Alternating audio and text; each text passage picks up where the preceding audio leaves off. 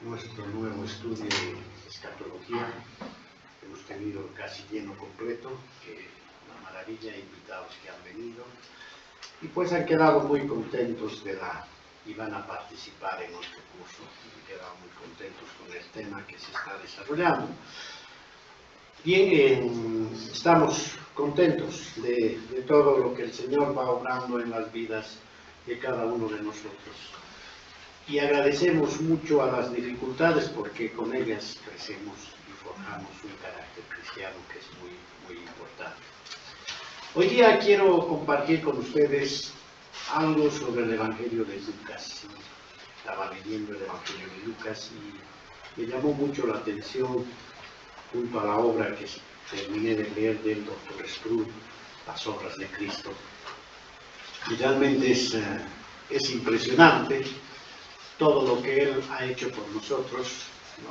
Tal vez no llegamos a comprender en la verdadera dimensión lo que realmente Dios ha provisto para toda la humanidad.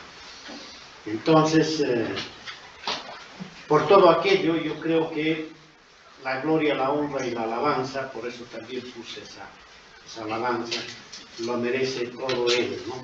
Todo el Señor Jesucristo. Y justamente en el Evangelio de Lucas hay 3 himnos de redención que me han llamado la atención y que son muy peculiares, muy interesantes y que nos instan, nos llevan a que siempre estemos adorando y alabando a nuestro Dios, a nuestro amado Dios. Entonces, el título de esta prédica se va a llamar 3 himnos de redención. Y vamos a entregar este momento al Señor para que Él nos guíe y nos ilumine a través de su Espíritu Santo y podamos transmitir el mensaje que Él quiere. Acompáñenme, hermanos. Amado Padre Celestial, Señor, Rey de Reyes, Señores, Señores, Abba Padre. Amado Padre, el domingo, último domingo del mes de abril, nos entregamos a Ti con todo nuestro corazón y nuestra alma, Señor, para que Tú siempre, en Tu misericordia y bondad, nos recibas, Padre amado. Te damos gracias por todo lo que has hecho, por la venida de Tu Hijo precioso, quien, sin ningún miramiento, sin escatimar nada, Señor, entregó su vida por todos nosotros. Gracias, Padre, gracias por todo. La honra y la gloria siempre sean para Ti. Bendice a toda esta pequeña familia, esta pequeña manada, este pequeño redil, Señor, que con mucha dificultad también vamos avanzando para adorarte, para amarte, Señor, y conocerte cada domingo, cada día, más y más, Señor. Gracias por todo, amado Padre. Pedimos siempre que nos ilumines, bendice a todos los hermanos que están presentes, a los que no están presentes, a los que no han podido venir, a los que no pueden venir, amado Padre, y que Tú permitas que ellos no se alejen de Ti, Señor. Gracias, Padre, por todo. Te lo pedimos en el precioso, hermoso y bendito nombre de nuestro Señor y amado Señor Jesucristo. Amén. Amén. Bien, amados hermanos, entonces vamos a hablar de 3 himnos de redención. El versículo que lo hemos puesto como guía, ¿no?, es Lucas 19:10, porque el Hijo del Hombre vino a buscar y a salvar lo que se había perdido. En realidad vino a redimir, ¿no? Vino a traer redención hacia nosotros. Entonces, de eso vamos a hablar justamente el día de hoy. Les pido que todos abran sus Biblias en Lucas, ¿no?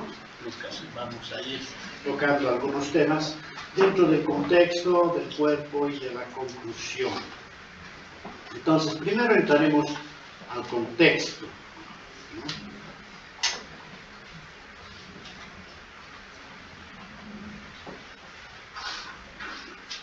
En el contexto quiero tocarte 2 temas que son súper importantes, ¿no?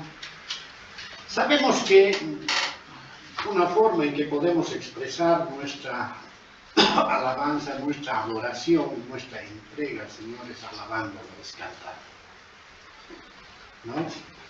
La palabra dice que cuando estamos llenos del Espíritu Santo tenemos ganas de cantar, tenemos ganas de gritar. A veces inclusive estamos cantando, a mí me sucede muy a menudo, estoy escuchando o cantando alguna alabanza, alguna canción asociada al Señor, pues y una lágrima viene por tu mejilla porque de pronto te acuerdas y dices, bueno, no es que nos acordemos porque hayamos visto, ¿no? Pero te acuerdas de lo que dice el Evangelio y cómo nuestro Señor ha sufrido por nosotros, ¿no? Es realmente apabullante todo eso en nuestro corazón y pues es hermoso sentir esa sensación de que alguien te ama con tanto amor que es más grande que todo el universo. Bien, vamos a hablar de los cantos. En Efesios 5:19, ¿no? voy a leer esa partecita, Efesios capítulo 5, 18 y 19. ¿No? El apóstol Pablo habla de cómo es estar lleno del Espíritu. ¿Sí? En el versículo 18 dice bien clarito, no os embriaguéis con vino, en lo cual hay disolución, antes bien sed llenos del Espíritu. En el verso 19 dice, hablando entre vosotros con salmos, con himnos y cánticos espirituales, cantando y alabando al Señor en vuestros corazones. Y el versículo 20 dice, dando siempre gracias por todo a Dios y Padre en el nombre de nuestro Señor Jesucristo. ¡Ah, qué tremendo! Una de las cosas que realmente deben ser fruto del cristianismo, fruto de aquella persona que se ha transformado en cristiano, ¿sí? Es vivir lleno del Espíritu. Y algunas veces me han preguntado, ¿cómo se siente ser lleno del Espíritu? Bueno, la persona que está lleno del Espíritu, primero siempre tiene un espíritu agradecido. Quiere dar gracias por todo lo que hay, ¿no? Por el día, porque se ha levantado, por todo. Tiene un espíritu agradecido por todo lo que es recibido. Y en segundo lugar, tiene ganas de cantar. Hay un gozo imprescriptible realmente en querer cantar, alabar a nuestro Dios. Por eso el verso 19 dice, hablando entre vosotros con salmos, con himnos y cánticos espirituales, cantando y alabando al Señor en vuestros corazones. Y aquí quiero hacer una explicación para que tengamos claro nosotros cómo se alaba al Señor cantando.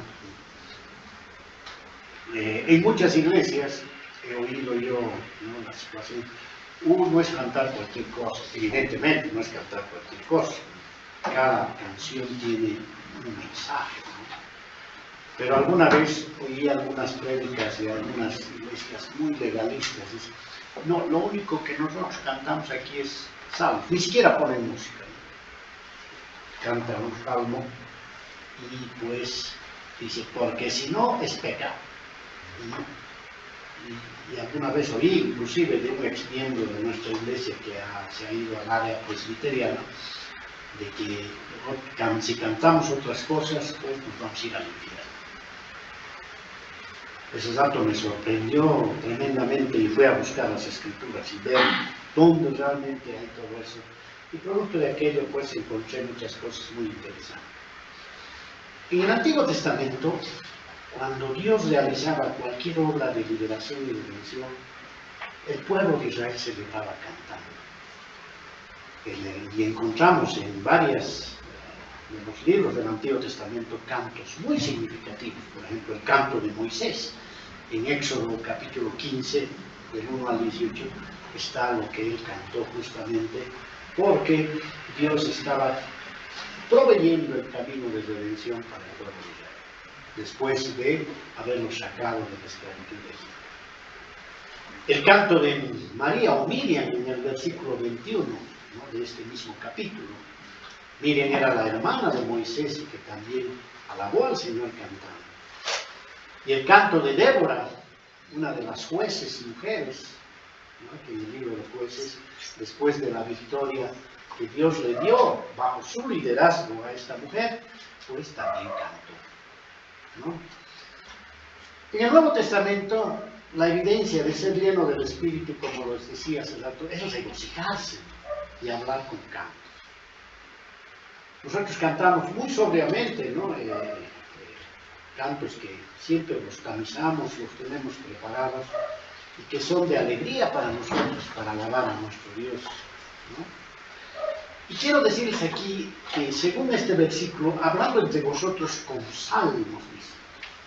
Entonces uno diría, uy, nosotros tenemos que cantar salmos. Pero no es tan como dice el versículo, porque hay que entenderlo bien al versículo, ¿no? ¿Sí? Aquí mucha gente piensa, aquí dice, y este es el versículo que usó esta persona justamente cuando decía que nosotros solo debemos cantar salmos. Aquí dice, miren, hablando entre vosotros con salmos, clarito. Pero si leemos un poquito más a fondo y pensamos en este, no dice con los salmos, dice con salmos. No dice los salmos del Antiguo Testamento, dice con salmos, ¿no? Entonces, eso tenemos que tener presente. Entonces, ¿qué es un salmo, no? Un salmo en realidad son composiciones que se basan en experiencias cristianas por las que hemos pasado andando en el Señor. Ese es un salmo. Si vamos al Antiguo Testamento, cuando se escribieron los salmos, David y todos ellos trasuntaron sus experiencias de su vivencia de andar con Dios en cánticos que se llamaron los salmos. De la misma manera, nosotros podemos componer salmos al Señor, ¿no? Por las personas de la iglesia, etcétera, etcétera, ¿no? De toda esa experiencia que tenemos. Los salmos del Antiguo Testamento son composiciones judías que expresan sentimientos y experiencias judías, ¿no? Entonces, no se hallan en un entorno cristiano, no se hallan en el entorno de la iglesia y no transmiten correctamente el sentir cristiano. Son del pueblo judío, que nosotros los utilizamos para orar. Yo utilizo mucho los salmos para orar, un poco, ¿qué se llama? Parafraseando lo que aquellos que han compuesto estos salmos judíos, pues los vamos adecuando a nuestra época, ¿no? Entonces, eso tenemos que tener cuidado. Por ejemplo, en los salmos del Antiguo Testamento, el nombre del Padre, que es característico del cristianismo, no se ve en ellos, ¿no? No aparece el nombre. Jehová es lo que aparece. Pero nosotros sabemos, y un día hemos predicado sobre aquello, el nuevo modelo de adoración que ha venido en verdad y en espíritu, cuando se dice, ya no es en un lugar físico, en un templo, sino es adorarle al Señor y siempre en el nombre del Padre. Dios toma la connotación del Padre, ¿no? En el Nuevo Testamento. Cosa que en el Antiguo Testamento no era tanto esa manera, el manejo era Jehová. Inclusive Adonai es el Señor, ¿sí? ¿De acuerdo? Entonces, no está mal, hermanos, cantar composiciones que se llaman salmos, ¿no? Y que están hechos en base a la experiencia y a la verdad cristiana. Segundo, este versículo dice, hablando entre vosotros con salmos, con himnos. ¿Qué es un himno? Es un canto de adoración a algo, ¿no? Pues los himnos son composiciones que expresan adoración y se dirigen directamente a Dios Padre en nuestro caso.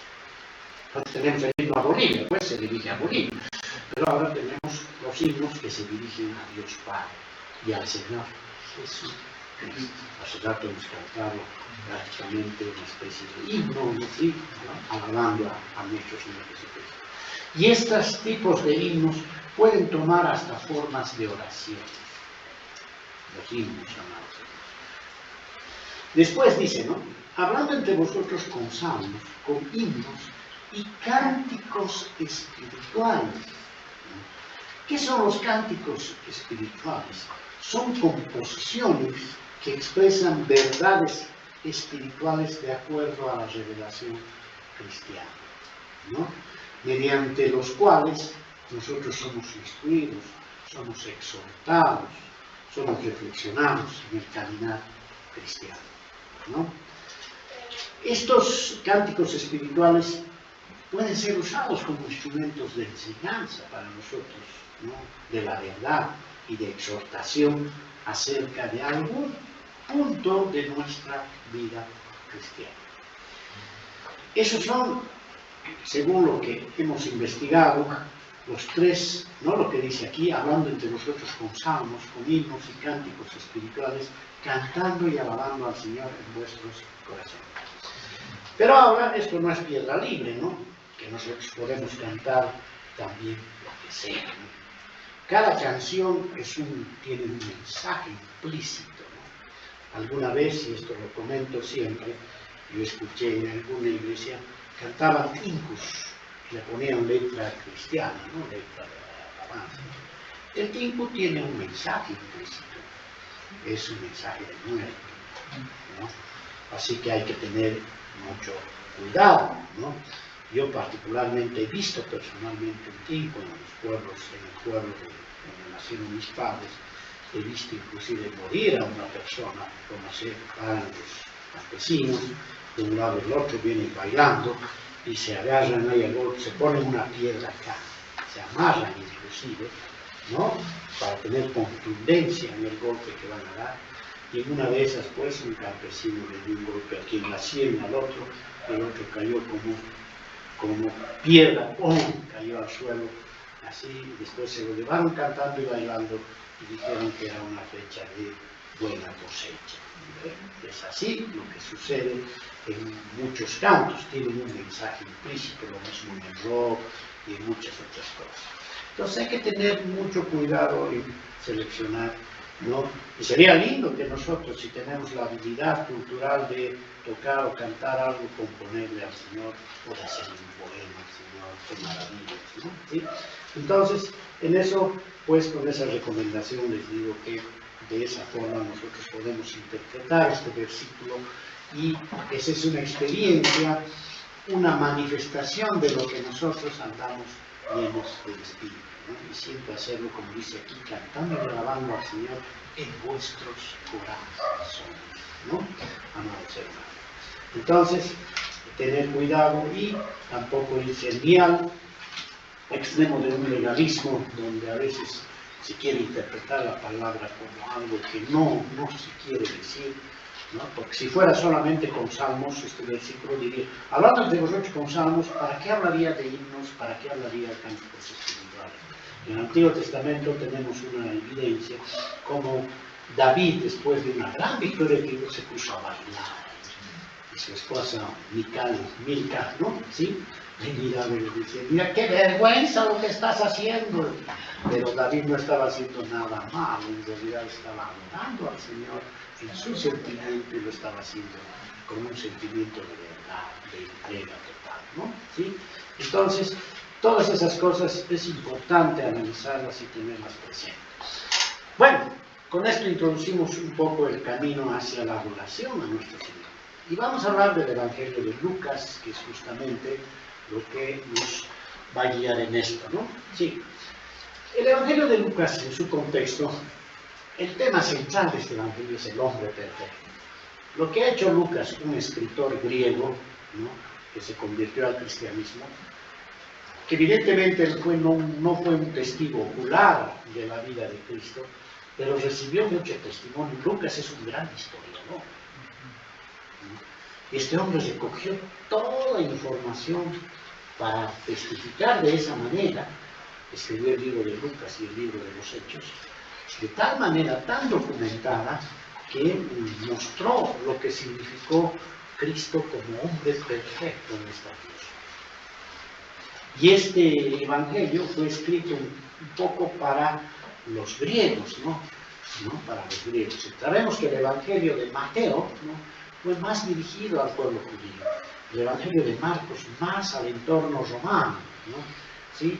El evangelio de Lucas al entorno griego. Y el evangelio de Juan, que es para mí el más significativo, digamos, en un sentido, que es cuando se exalta la deidad de Cristo, ¿no? Es de esa manera. Este libro, este evangelio, fue escrito más o menos el 60 al 62 después de Cristo, ¿no? Entonces, por esa fecha, ya también por esas mismas fechas fueron escritos los otros evangelios, o sea que se van por ahí, ¿no? El autor, como les había dicho, era Lucas, un médico griego, ¿sí? El médico amado, el gran compañero de Lucas, que es, perdón, de Pablo en sus viajes misioneros, el que lo cuidaba, su médico de cabecera prácticamente, fue Lucas, el gran amigo, ¿no? Y compañero del apóstol Pablo. ¿Dónde fue escrito este Evangelio de Lucas? En Roma, ¿no? Y al empezar este Evangelio, si vemos el capítulo 1, dice así, ¿no? Vamos a verlo en el capítulo 1, versículo 1.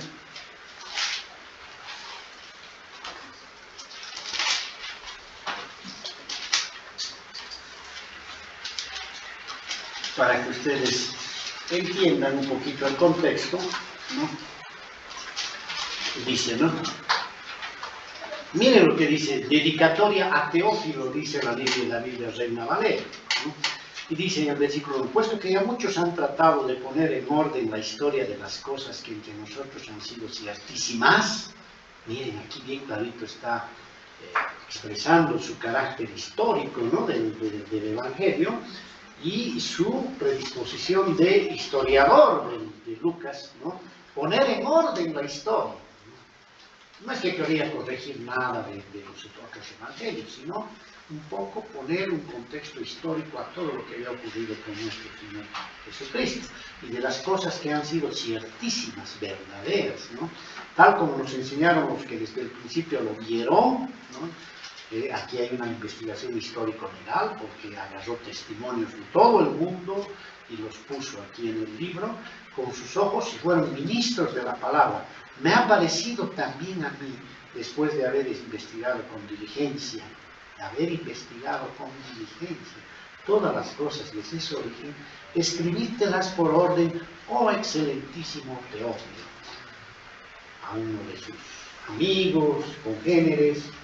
Teófilo le escribe este libro, ¿no? Para que se publique y para que conozcas bien la verdad de las cosas en las cuales has sido instruido, ¿no?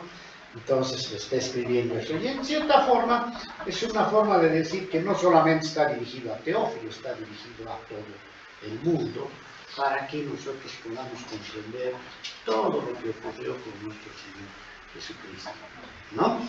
Entonces, ese es el propósito de Lucas, hacer un relato histórico de la vida especial de nuestro Señor Jesucristo, ¿no? Es, digamos, Lucas el único autor gentil, ¿no? Que no era judío. Marcos era judío, no había sido testigo ocular, pero era judío. Pero Lucas era el único, ¿no? Escritor gentil del Nuevo Testamento, ¿no? Y yo creo que él escribe todo lo que escribe para fortalecer un poco la fe de todos los gentiles, todos los que no somos judíos, ¿no? De alguna manera, ¿no? Especialmente a los griegos. El contenido de este libro son 24 capítulos. El capítulo 1 al 4 es una preparación de Jesús para su ministerio, ¿no? El relato de esa manera organizado. Del capítulo 4 al 14 habla de todo el ministerio y los milagros de Jesús en Galilea. El capítulo 9, el capítulo 4 al 14, en el capítulo 4 básicamente, y del 5 al 19, habla del ministerio de enseñanza de Jesús, y del 20 adelante, ¿no? Habla de la ejecución, muerte y resurrección de nuestro Señor Jesucristo. Más o menos en esas 4 partes se puede dividir todo lo que es el Evangelio de Lucas, ¿no? Algo que hay que destacar en este Evangelio es que Lucas pone un gran interés, como era médico, los médicos, bueno, supuestamente, entre comillas, deberían tener interés en curar a las personas, ¿no? No solo físicas, sino también espiritualmente. Lamentablemente hoy en día creo que los médicos más son recetólogos que otra cosa, ¿no? Lo digo por experiencia propia, ¿sí? Entonces, ¿qué se llama? Aquí Lucas, como un médico, muestra un gran interés por la sanidad tanto física y espiritual de las personas, ¿no? Y en cómo esas vidas de las personas se entrelazarían con el ministerio de Jesús. Cómo el ministerio de Jesús debería ser un aliciente para nosotros vivir esta vida en el mundo, ¿no? Esta vida de seres caídos en este mundo, ¿sí? Él era un médico que estaba bien entrenado para cuidar las necesidades físicas y ahora se estaba dedicando a también las necesidades espirituales de las personas. Ese es un primer aspecto que creo que es importante destacar. Un segundo aspecto de este libro, de este evangelio, que Lucas hace un reconocimiento especial a las mujeres. Muchos me han dicho que la Biblia es machista. No, la primera persona que vio a Jesucristo resucitado fue una mujer, fue María Magdalena, ¿no? Lucas escribe sobre María, sobre Elizabeth, sobre Ana. Elizabeth era la madre de Juan el Bautista, Ana era la abuela, ¿sí? Y también sobre María y Marta, dos hermanas de Betania. Hay varios relatos de mujeres en el Evangelio de Lucas que muestran pues cómo este Señor, este hermano en Cristo griego, le da pues una importancia muy grande a la mujer. Tercero, ¿no? Tercero, es algo también que se encuentra en este Evangelio, no está en los 8 Evangelios, la historia de Zaqueo y su deseo desesperado de ver a Jesús. Zaqueo era pues un odiado del pueblo judío, ¿no? ¿Por qué? Porque era un recaudador de impuestos. Pero Lucas le da la importancia y lo muestra como un hombre anhelante, como cualquiera de nosotros. Podemos ser recaudadores de impuestos, podemos ser lo que sea, pero anhelantes de conocer a Dios, ¿no? En esa curiosidad que Dios mismo pone en nuestra curiosidad, ¿no? Lucas se preocupó por este despreciado recaudador de impuestos, ¿no? De Zaqueo. Y un cuarto aspecto, ¿no? Que me parece importante destacar del Evangelio de Lucas, es que su mensaje es universal, ¿no? Al describir al Hijo del Hombre, a Jesucristo, como el Salvador compasivo para cualquiera que quiera recibirlo. ¿Vale?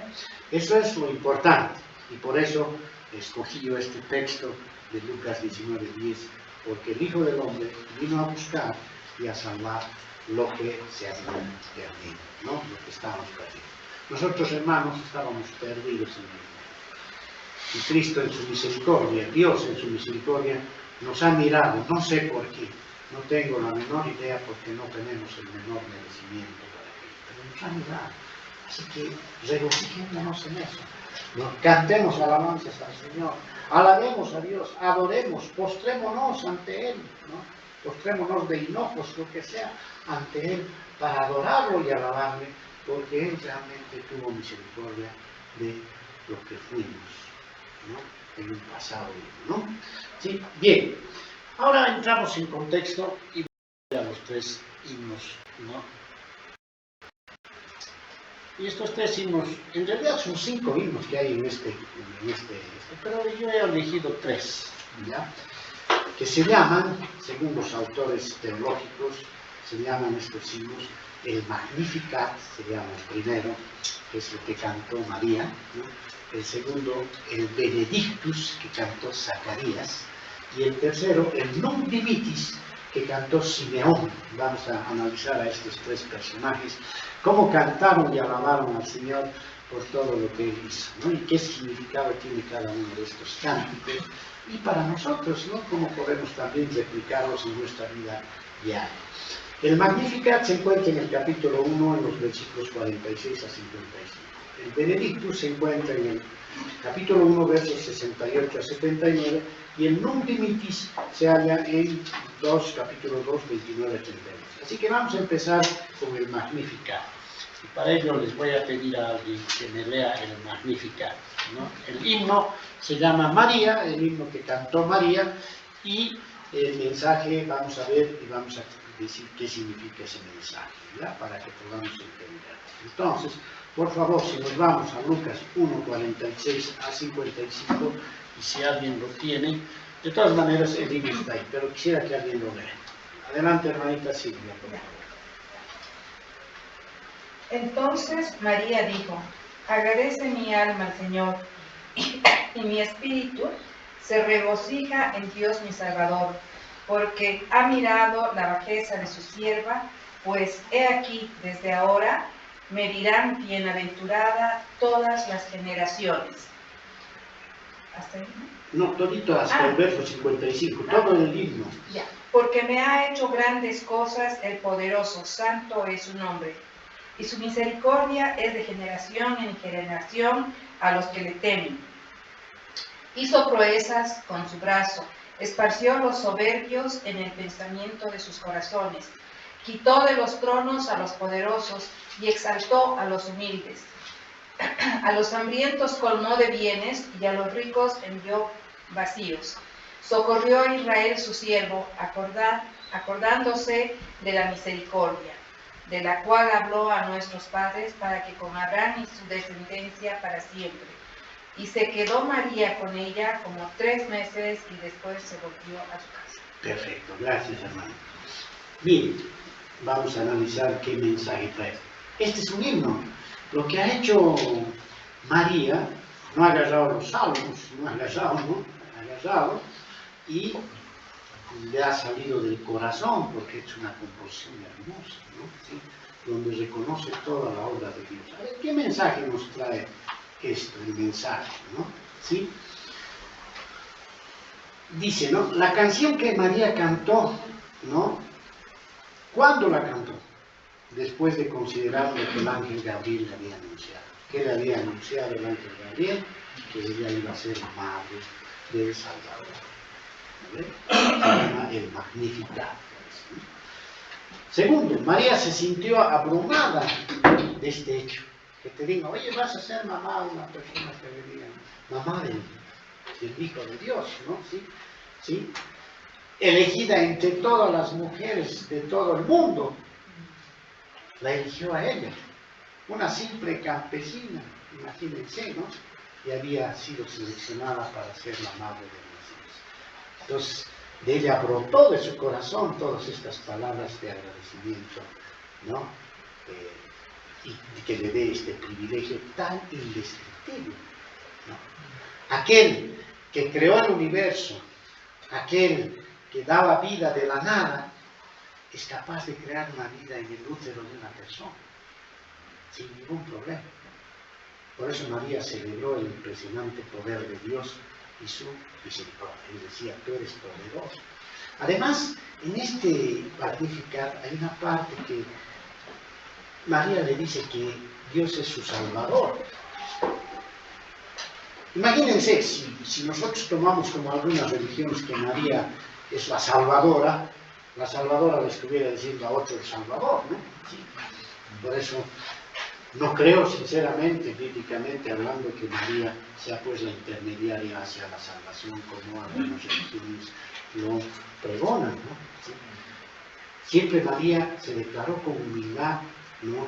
Como aquella persona seleccionada, ¿no? Privilegiada, de que Dios la había elegido para ser la madre biológica, ¿no? Humana del Mesías. María en este su Magnificat, si vamos leyendo algunas partes, entendió que si todas las armas del mundo se pusieran contra Dios, Él podría eliminarlas con un simple gesto de su poderoso brazo. Nadie puede vencer a Dios. Ella declaró en alguna parte ahí que ella había vencido a quién, a todos los poderosos, a todos los orgullosos de sus tronos, y siempre deseó exaltar a los humildes, ¿no? María comprendió que el bebé que ella iba a llevar en su vientre estaba unida a las expectativas de todo el pueblo de Israel, de todo el pueblo de Dios. Ella comprendió que ese bebé que iba a nacer tenía un propósito histórico tremendo, y por eso Lucas lo exalta, ¿no? Y era el factor de cumplimiento, el antitipo del cumplimiento de muchas de las profecías de todo el Antiguo Testamento. ¿Se imaginan que Dios te elija para el cumplimiento de alguna profecía que se haya visto en ese sentido? Pues sería de un privilegio tremendo, ¿no? Sí. María se sentía abrumada por aquello. Y nuestro Señor Jesucristo nació exactamente cuando iba a nacer. Hay personas que están embarazadas y esperan con ansias, ¿no? El día que va a nacer su bebé. Si le van al médico, primero saben el sexo, programan qué día van a nacer, todo.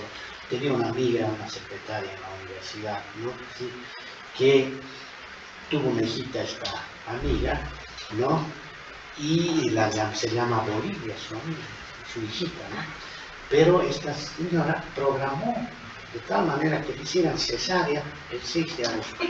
De tal manera que su hijita, y es verdad, es la historia de este, ¿no? Y le llamó a su hijita Bolivia, ¿no?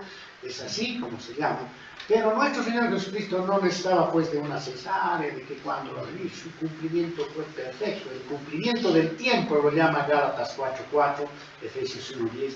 Él nació en plenitud, pleroma es la palabra de tiempo, la fecha prevista, cuando tenía que venir, y murió cuando tenía que morir. Nadie pudo, el hombre no podía decir, no le vamos a programar tal fecha, no, María no fue al ecógrafo, al que hace ecografía y decir, a ver si primero va a ser varoncito, va a ser mujercita, nada, no, sino nació justo en el tiempo perfecto, ¿no?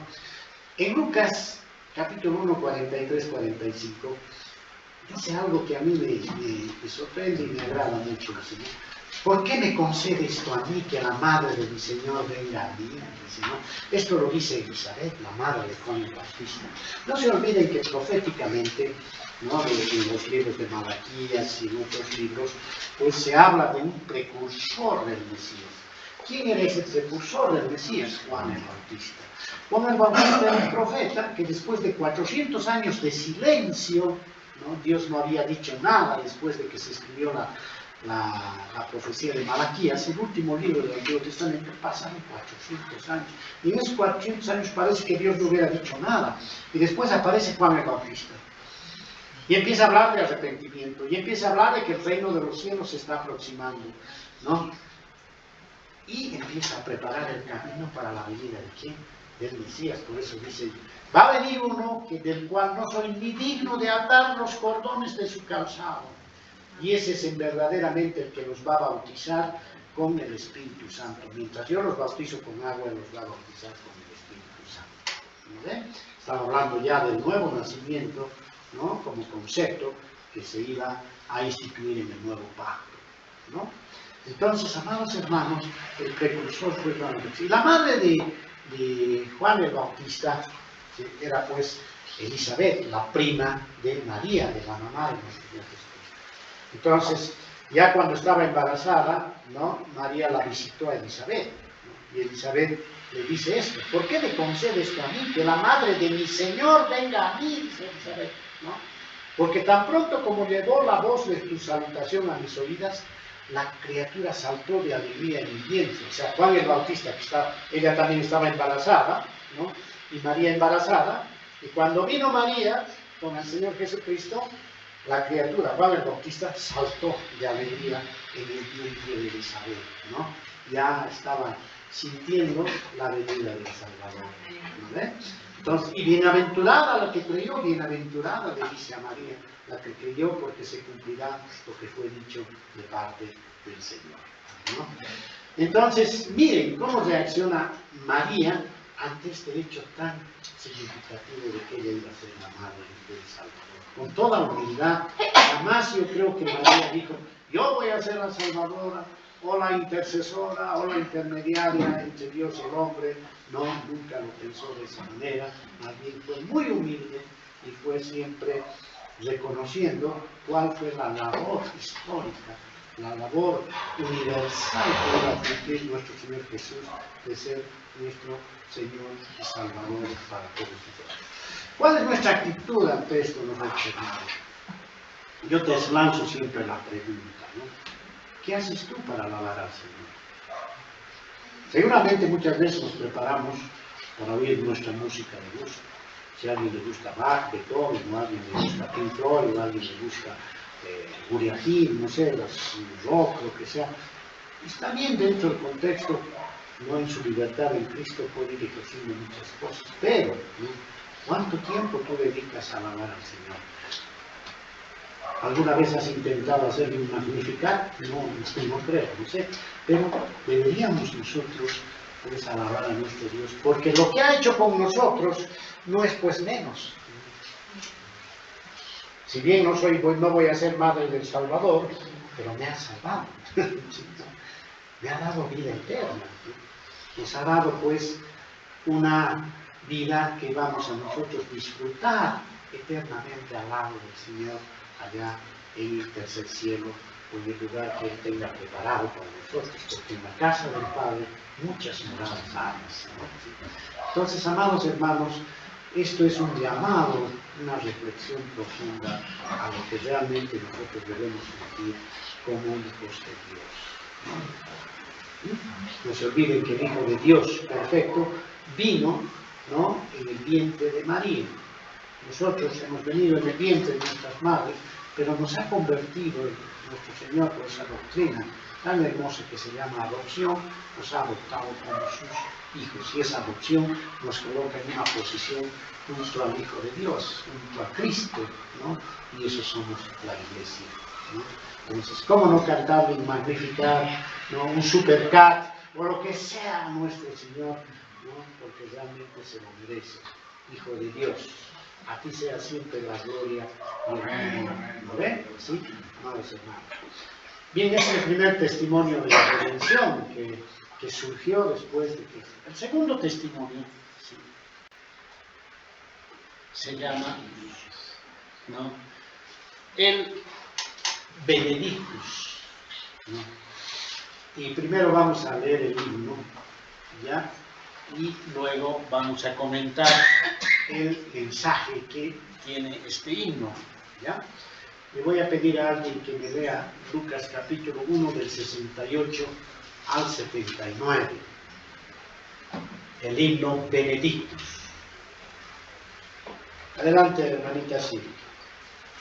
Bendito el Señor Dios de Israel, que ha visitado y redimido a su pueblo, y nos levantó un poderoso Salvador en la casa de David su siervo, como habló por boca de sus santos profetas que fueron desde el principio, salvación de nuestros enemigos y de la mano de todos los que nos aborrecieron, para hacer misericordia con nuestros padres y acordarse de su santo pacto, del juramento que hizo Abraham nuestro padre, que nos había de conceder, que librados de nuestros enemigos sin temor le serviríamos en santidad y en justicia delante de él todos nuestros días.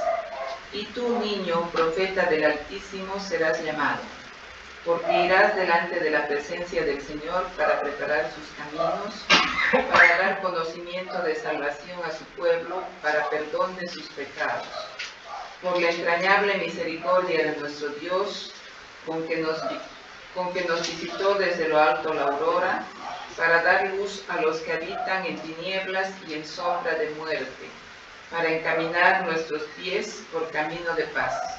Gracias. Miren, aquí hay una palabra que se repite un par de veces, es la palabra visitó. Visitó, ¿no? Sí, miren que ha visitado y redimido a su pueblo, ¿no? Al final, por la entrañable misericordia de nuestro Dios, con que nos visitó desde lo alto de la aurora, dice, ¿eh? La palabra visitar, tomen en cuenta eso. En segundo lugar, una cosa que hay que tomar en cuenta es que este canto es de total redención, ¿no? Ha venido el Salvador, el que nos va a redimir, básicamente. Es una alabanza a lo que es el Redentor. Bien, para entrar en contexto, ¿no?, Zacarías era el padre de Juan el Bautista y estaba casada con una señora llamada Elizabeth y no podían tener hijos. Entonces un ángel lo visitó a Zacarías y le dijo que su esposa iba a tener un hijo. Y medio que desconfió, como Abraham, ¿eh? Y Dios lo dejó mudo. Mudo, desde ese día, él que era un profeta, ¿no? ¿Sí? Entonces, dejó de hablar. Y solo habló cuando ya nació el Salvador y le comunicaron eso, recién empezó a hablar y profetizar. Y en esa circunstancia, Lucas 1:67, y Zacarías, su padre, fue lleno del Espíritu Santo y profetizó diciendo, ¿no?, cuando nació Juan el Bautista, recién nació, seguramente ha de decir como en el cacho, lo que se ve se anota, ya, ¿no? Seguramente ese rato ya dijo, sí, realmente ha nacido, ¿no? Y ese rato Dios le devolvió el habla. ¿Sí? Así, diciendo. La canción de Zacarías, que fue el padre de Juan el Bautista, ¿no?, es justamente un canto de redención, ¿no?, y de reconocimiento a la visitación del Salvador. Aquí esta palabra, ¿no?, de visitación es una palabra en griego que se llama episcopos. La palabra episcopos, ¿no?, que quiere decir que se puede traducir como visitar. Y la palabra episcopos se asocia con la palabra obispo, con el sustantivo obispo, ¿no? Obispo es un sustantivo, ¿no? El verbo es visitar, ¿no? ¿Sí? La palabra episcopo se traduce entonces como obispo, uno que visita, ¿no? Las partes que podemos descomponer de esta palabra episcopos significa literalmente algo que uno mira atentamente o lo que está siendo examinado. En el mundo griego antiguo, el episcopos era el general del ejército, aquel general del ejército que venía a las bases militares y revisaba las tropas. El episcopos era el que revisaba las tropas, así las examinaba minuciosamente. El Nuevo Testamento se refiere a Jesús como el obispo de nuestras almas, el que ha visitado nuestras almas, el que examina nuestras almas. Ese es el obispo, ¿no? Los judíos anhelaban el día en que el Señor mismo los visitaría, en que venga el obispo de las almas, ¿no? Eso lo anhelaban los judíos. Y temían que ese día fuera un día de oscuridad. Ese día que va a venir Jesucristo va a ser un día de oscuridad. Pero al margen de ello, también decían que ese día iba a ser un día de redención. ¿Sí? Zacarías celebró el nacimiento de Cristo como una visita redentora de Dios. En todo este himno, lo que él está diciendo es: tú nos has visitado como una visita redentora, ¿no? Y también, si ustedes notan en el transcurso de todo este himno, el Benedictus, que se llama este himno, relaciona la venida de Cristo con las promesas hechas a ¿quién? A Abraham en el Antiguo Testamento, ¿no? Por eso, si leemos en alguna parte, habla justamente de Abraham y de todas las promesas que Dios había hecho en torno a la redención, ¿sí? Y además, en alguna parte de este himno, habla justamente Zacarías, explica la salvación como un medio de que Dios va a remitir todos los pecados de todos nosotros. Es más, Dios nos va a perdonar los pecados pasados, presentes y futuros, ¿no? ¿Sí? Entonces, hay temas similares y este también es una canción que Zacarías le compone a nuestro Señor, ¿no? A mí me agradaría mucho, ¿no? ¿no? Si tuviéramos en la iglesia, si hay alguien que sabe tocar instrumento, guitarra, lo que sea, ¿no?, que, por ejemplo, le pongamos música a uno de estos himnos, ¿verdad? Sería maravilloso, ¿verdad? Sí, que podamos cantar nosotros en lugar, ¿no? Yo me acuerdo, a mí siempre me gustaba escribir la poesía, y escribía alguna poesía por ahí, y mis amigos, ¿no?, me hacían recitar mis poesías, y tenía un amigo que tocaba muy bien la guitarra. Tocaba casi igualito que Silvio Rodríguez, ese cantante cubano, y bueno, pues este amigo le puso música a una de mis poesías y me alegró muchísimo, ¿no? Sí, y lo cantaba en varias partes, él hasta actuó profesionalmente, ¿no? Lo he perdido de vista al amigo, no sé dónde estará, sí, un poco bohemio y soñador el hombre, pero por ahí andaba, ¿no? Entonces, ¿no? Pero, ¿cuánto no sería de nuestro agrado, de nuestra muestra de agradecimiento, ¿no?, que nosotros podamos, ¿no?, agarrar y ponerle música, digamos, a cualquiera de nuestros himnos, inclusive, ¿no?, componer nosotros un himno de adoración a nuestro Dios, y que un día podamos cantarlos aquí en la iglesia, ¿no?, y usar nuestra adoración y nuestra alabanza al Señor, que lo merece todo, ¿no? Entonces, esta es la historia del Benedictus, ¿no?, de hecho por un profeta que se llamaba Zacarías, ¿no? ¿De acuerdo? Bien, vamos a pasar al tercer himno, ¿no? Que se llama el tercer himno, que se llama el Nunc Dimittis, ¿no? El Nunc Dimittis. Vamos a ver qué significa esta palabra, ¿no? Sí. Y vamos a ver el himno del mensaje. Como metodología que estamos siguiendo, voy a pedir a alguien también que nos lea Lucas capítulo 2 del 25, ¿no?, al 32. Adelante, Oscarito. 25 al 32. Y aquí había en Jerusalén un hombre llamado Simeón, y este hombre justo, piadoso, esperaba la consolación de Israel, y el Espíritu Santo estaba sobre él. Y le había sido revelado por el Espíritu Santo que no vería la muerte antes que viese al ungido del Señor. Y movido por el Espíritu vino al templo, y cuando los padres del niño Jesús lo trajeron al templo para hacer por él conforme al rito de la ley, él le tomó en sus brazos y bendijo a Dios diciendo: Ahora, Señor, despides a tu siervo en paz, conforme a tu palabra, porque han visto mis ojos tu salvación, la cual has preparado en presencia de todos los pueblos, luz para revelación a los gentiles y gloria de tu pueblo Israel. El himno aquí es cortito. Ahora, Señor, despides a tu siervo en paz, conforme a tu palabra, porque han visto mis ojos tu salvación, la cual has preparado en presencia de todos los pueblos, luz para revelación a los gentiles y gloria de tu pueblo Israel. ¿No? Entonces, en el versículo 25 dice: y aquí había en Jerusalén un hombre llamado Simeón, y este hombre justo y piadoso esperaba la consolación de Israel, y el Espíritu Santo estaba sobre él. El Nunc Dimittis son unas palabras en latín, todas estas son palabras en latín, el Magnificat, Benedictus y el Nunc Dimittis son palabras en latín, ¿no? Y quiere decir: ahora despides. Entonces, lo que está diciendo este hombre: ahora me despides en paz. Bueno, nosotros podríamos decir: Señor, me has salvado, ahora puedo irme en paz. ¿No ves? Nos has salvado. Cristo hubiera sido que no estuviéramos salvos, seguir esperando que llegue el Salvador, temblando a ver cuándo llega el Salvador. Ayer, como muchos judíos todavía siguen esperando que venga el Salvador, el Mesías, ¿no? ¿Sí? Entonces, esperando que llegue el Salvador. Este hombre estuvo esperando. De alguna manera Dios a este hombre se le reveló y le dijo: tú vas a ver al Salvador.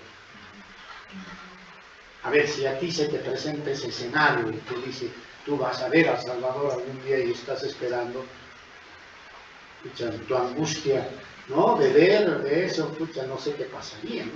Yo me pondría muy nervioso, ¿sí? Ahora puedes dejar que tu siervo se vaya.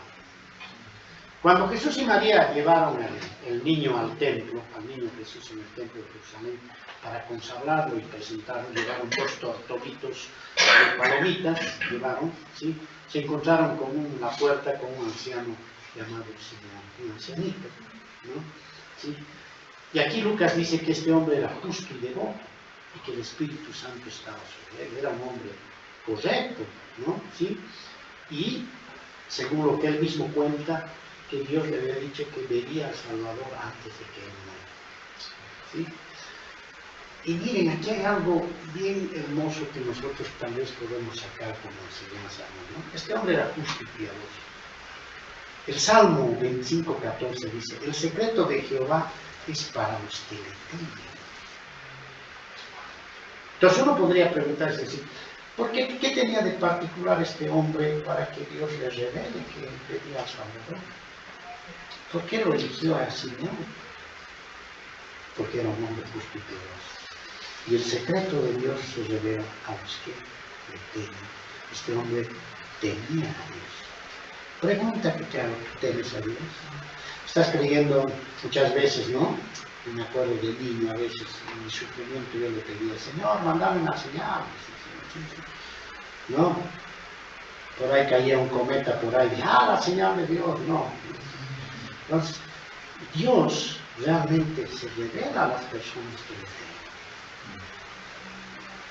Y se reveló a este hombre, justo y piadoso.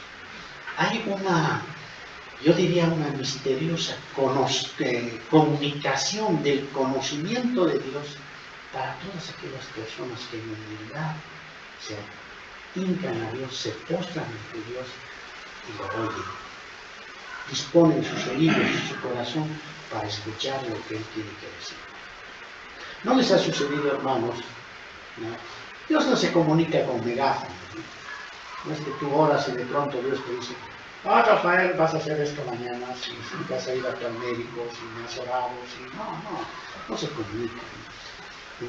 Hay algo interior que surge en tu corazón. Cuando tú realmente estás entregado a Dios, has orado en el Espíritu, estás lleno del Espíritu. Inclusive cuando nosotros venimos a predicar muchas veces, hay muchas cosas que Él nos comunica, porque seguramente ese momento estamos temiendo a Él, estamos temiendo a Dios. Hay una misteriosa comunicación, ¿no?, que solo Dios puede manejar. Así que te exhorto a ti, amado hermano, que busques esa comunión, así como Simeón fue comunicado de una manera. Dios puede comunicarte muchas cosas siempre y cuando tú actúes en humildad y entrega, ¿no? ¿Sí? El Nunc Dimittis es una breve canción que Simeón cantó cuando José y María llevaron a Jesús al templo. Simeón declara en su canto que ha visto la salvación, he visto tu salvación, dice, en la persona de este bebé, del bebé Dios, ¿no?, el prometido Redentor. ¿Qué se llama? Este bebé era la anunciada consolación del pueblo de Israel, por eso dice, ¿no?, y gloria de tu pueblo de Israel, ¿no? ¿Sí? Ese es el cumplimiento del plan de redención para Israel, el Mesías, aunque muchos judíos hoy no creen en el Mesías, ¿no? ¿Sí? Cuando Jesús fue llevado al templo, Simeón automáticamente reconoció, lleno del Espíritu, miren lo que lleno del Espíritu, lo que cantábamos al principio, ¿no?, lo que decíamos, cuando estamos llenos del Espíritu, no estamos embriagados con vino, estamos embriagados del Espíritu Santo y nos nace el deseo de cantar, de alabar al Señor. Bueno, lo que habrá sentido este hombre cuando ha visto a María y a José venir al templo, se ha llenado del Espíritu y ese rato le ha nacido este canto, ¿no? Y cantó y dijo, ¿no? Sí, sí, ahora, Señor, despides a tu siervo en paz conforme a tu palabra, porque han visto mis ojos tu salvación, la cual has preparado en presencia de todos los pueblos, luz para revelación a los gentiles y gloria de tu pueblo Israel. Pónganle música a eso y verán lo hermoso que significa, ¿no? ¿Sí? Entonces, eso es el llamado el Nunc Dimittis, ¿no? Entonces, si quieren podemos resumir, ¿no?, en este mensaje en 4 puntos que yo los he anotado, ¿no? ¿Sí? En 4 puntos, ¿no? Es también una profecía. Miren, después de que Simeón vio al Salvador y dijo, gracias, Señor, porque me has permitido verte, lo que sea, Simeón se fue a hablar con María. Se fue a hablar con María y le profetizó. Le dijo 4 cosas que se los voy a compartir, que para mí son súper importantes después de haber visto al Salvador, ¿no? 4 partes. Primero, que el niño estaba puesto para caída y levantamiento de muchos en Israel. Le dijo eso, ¿no? Este niño está para caída, y si leemos en los versículos posteriores al himno, ¿no?, le dice, este niño es para caída y levantamiento de muchos en Israel. Los que eran arrogantes, los que eran no arrepentidos, los incrédulos, iban a experimentar caída y castigo. Los que se humillasen, se arrepintiesen, iban a, ¿no?, experimentar, ¿qué cosa? Una exaltación. Esto nos llama, ¿no? Esa profecía es muy significativa, ¿no?, que el Salvador, como dijo en el Magnificat, mismo María dijo, el Salvador ha venido para hacer caer ¿a quiénes? A los arrogantes y para levantar a los humildes. Ese es el primer mensaje que podemos apropiar acerca de la profecía que dijo este hombre Simón a María. Segundo, este niño estaba puesto para señal, ¿no?, que es objeto de disputa, ¿no? Miren, esto es bien significativo. Cuando ha venido Cristo, ¿no?, una buena cantidad de personas ha sentido odio. O sea, yo creo que cuando te hablan de Cristo, en ese tiempo a los judíos les hablaron de Cristo, ¿no? La mayoría ha debido sentir, no, pues, ¿quién es este?, ¿no? Ha debido haber sentimientos de odio, de envidia, de muchas cosas, ¿no? Muy pocos realmente en ese momento se han debido sentir y decir, no, este es el Salvador. Jesucristo ha venido a ponernos en disputas, en pelea. ¿Por qué? ¿Por qué resulta? Porque la imagen de Cristo en nuestras vidas significa reprensión. Nos está llamando la atención, nos está confrontando, ¿no? Entonces no lo queremos. ¿Acaso nosotros queremos a alguien que nos riñe? No. ¿Me había reñido? ¿Con qué? ¿Me había reñido? ¿Con qué? Pues, por más que nos digan para bien, obviamente si una persona te dice de mala manera o de otra forma, pues no va a ser muy simpático, ¿no? Pero si nos llaman la atención, aún confrontándonos para nuestro crecimiento, lo que sea, muchas veces sentimos odio, ¿no? Disfrutando, decimos, no. ¿Qué derecho tiene esta persona de decir? ¿No? Eso es lo que pasa. Y seguramente lo mismo sintieron los judíos. ¿Qué derecho tiene el Hijo de Dios? Se le está diciendo, ¿no? ¿Y qué derecho pues tiene nosotros en llamarnos la atención? El reino de Dios dice eso. Entonces, esa profecía le dijo Simeón a María, el niño estaba puesto para señalar que es objeto de disputa. Tercero, ¿no? Y una espada traspasará tu misma alma, le dice. ¿No? En el verso siguiente, después, justo estos versos están después de lo que hemos leído, el num dimitis, ¿sí? Y una espada, ¿no?, traspasará tu misma alma, ¿no? ¿Qué está queriendo decir con esto Simeón a María, ¿no? Estaba prediciendo con estas palabras el dolor que embargaría el alma de María cuando viese la crucifixión de su hijo. El dolor que vas a sufrir porque tu hijo va a morir en la cruz. Bueno, no lo dijo en esos términos, pero básicamente estaba prediciendo este tipo de situación, ¿no? Y en Juan 9:25 nosotros podemos leer, básicamente, estaban junto a la cruz de Jesús su madre, la hermana de su madre, María, mujer de Cleofás, y María Magdalena, 4 mujeres estaban. Los discípulos habían disparado. Toditos. ¿Quiénes quedaron? Las mujeres, hermanos. ¿Sí? Entonces, espada, el dolor. Nuestra vida va a ser de dolor, amados hermanos.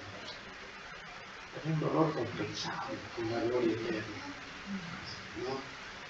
Lo demás viene por añadidura, amados hermanos. El sufrimiento está, pero el dolor va a estar ahí. Pero cuando tenemos a nuestro Señor en nuestro corazón, es gozo. Como decía Pablito el otro día, no es que sea, usted está enfermo, pero bueno, se lo ve bien, me dice. Bueno, pues que quiero estar bien, estoy bien por el Señor, verdaderamente, aunque me esté cayendo, siempre voy a intentar estar bien, porque Dios mora en mi corazón, eso debo entender. No es que sea masoquista, le he dicho, no me siento, uy, porque me duele, estoy feliz. No se trata de eso, no es el concepto, no, hermanos, ¿no ve? Sí, no es eso, ¿no? Pero todo lo podemos en Cristo que nos fortalece, ¿no? Ese dicho justamente que Pablo dice cuando estaba en la cárcel, ¿no? Lo dice porque él estaba sufriendo. ¿Y cómo soportar el sufrimiento? En Cristo, ¿no? Y entender que el propósito de Dios, ¿no?, en esos momentos que tú estás pasando una tribulación, una aflicción, una enfermedad, es mucho más sublime de lo que te puedas imaginar, ¿no? Y María, imagínense, que vio a su hijo morir en la cruz, ¿no? Seguramente ella entendía que el propósito era mucho más grande, que ahí estaba la salvación de la humanidad. El cuarto elemento, ¿sí?, ¿no?, que Simeón le dice a María, de forma que queden al descubierto los muchos pensamientos de muchos corazones, ¿no? ¿Sí? La forma en que tú reacciones ante el Salvador va a mostrar lo que tú eres en tu corazón. ¿Cómo reaccionas cuando te hablan de Cristo? Miren, yo hablo a mucha gente de Cristo, a muchos amigos, colegas profesionales, todos que a veces me miran medio raro, a veces me miran con burla, a veces me miran con enojo, a veces, otra vez me va a hablar de Cristo, de todo, ¿no? ¿Sí? Entonces, son las reacciones naturales del mundo, ¿no? ¿Sí? Y ahí tú te vas dando cuenta los corazones, vas viendo los corazones de la persona. Hay personas que cuando tú le hablas de Cristo, del Salvador, empieza a circular por sus mejillas unas lágrimas. Entonces quiere decir que Dios ha tocado ese corazón. ¿No, hermano? Entonces, eso es lo que le predice este hombre Simeón a María después de cantar el Nunc Dimittis, ¿no? Le dice, esto va a suceder contigo, ¿no? Qué hermoso, ¿no? Este cántico de Simeón incluye 4 piedras, que se llaman estas 4 cosas que se llaman. La primera, que el niño estaba puesto para caída y levantamiento de muchos de él, se llama la piedra de su vida. El segundo, este niño estaba puesto para señalar objeto de escucha, la piedra de tropiezo. El tercero, ¿no? Una espada traspasará tu misma alma, la piedra de espada se llama. Y la tercera, de forma que queden al descubierto los muchos pensamientos, la piedra de toque. Son las llamadas 4 piedras de la profecía de Simeón para María y que seguramente nos toca también a nosotros. ¿Qué piedra está tocando tu corazón? A ver, miremos, será piedra de espada, piedra de toque, piedra de subida, piedra de tropiezo. Por ahí te dicen de Jesucristo, te dices tú, no me tienen que rendir piedra. No, es un tropiezo para mí, no me deja estar en paz, ¿no? ¿Para qué me está llamando la atención? Y he visto situaciones muy serias cuando nosotros hablamos del Salvador o estamos predicando el Evangelio a alguien que realmente se muere. Hoy en día el mundo, yo creo que reacciona ante Cristo de diferentes maneras. Yo creo que la mayoría de reacciones de diferentes. Sí, parece que ha habido un hombre que un día muerto, está por ahí. Buen tipo, ni siquiera, ¿no? Sí. En serio, reaccionamos así. Coloquialmente hablando, esa es la forma, ¿no? Era un buen maestro, sí. Esa es una forma. Otros reaccionan como odio. Se enojan. No, pues, ¿quién es Jesucristo? Si nunca ha existido. Como un profesor en la universidad les hablaba de Jesucristo, 1:30, ¿no? Sí, 1:30, que Jesucristo no existía, que Jesucristo nunca había resucitado, que nunca había nacido, que todo era una historia, un invento de los disque cristianos para tratar de atraer hacia su secta, decía, ¿no? Sí, así les hablaba el profesor. Terminó la clase, la 1:30 de que dio palo a Jesucristo, ¿no? Y siempre resaltando que él nunca existió. Y un alumno levanta tímidamente la mano y dice, profesor, si Jesucristo nunca existió, ¿por qué le ha dado tanto bola 1:30? Sí, nunca existió. El hombre no supo qué responder. 1:30 hablando, como los ateos, alguna vez han entrado en un blog de ateo, ¿no? Le dicen a Jesucristo, a Dios de todo. Le dicen de todo, insultos, pero barrabasadas, ¿no? Y yo me pregunto, ¿no? Un día yo entré a un blog de ateos, quería ver qué es lo que realmente dicen, pensaban, ¿no? ¿Sí? Entonces, decían, no, pero si esta gente, si Dios no existe, ¿para qué lo insultan, no? ¿Para qué lo insultan tanto? Si no existe, no deberían preocuparse, ¿no? Pero es un odio, ¿no? En realidad no es que para ellos Dios no existe. Para ellos Dios es incómodo. Porque se aparece y te dicen, oye, estás mal. Y al hombre nunca le gusta que le digas estás mal. Quiere que te digas estás bien, eres buen tipo, eres una persona responsable, agradable, simpático, eres no, pues, no. Hasta nuestros propios delitos nos alabamos nosotros, ¿no? En este mundo que vivimos hoy en día, ¿no? Si un hombre tiene 3 mujeres, ¡oh, qué bueno! ¡Oh, qué capo! Mira, pues, ¿no? Dice, no, oye, realmente mis respetos, ¿no? Así, ¿no? Así nos decimos hoy en día, ¿no? ¿Sí? ¿No? Nunca jamás tratamos de criticarnos en el buen sentido, ¿no? Sí. Así que, amados hermanos, eso es lo que pasó. Bueno, conclusión de estos hermosos himnos que hemos repasado el día de hoy.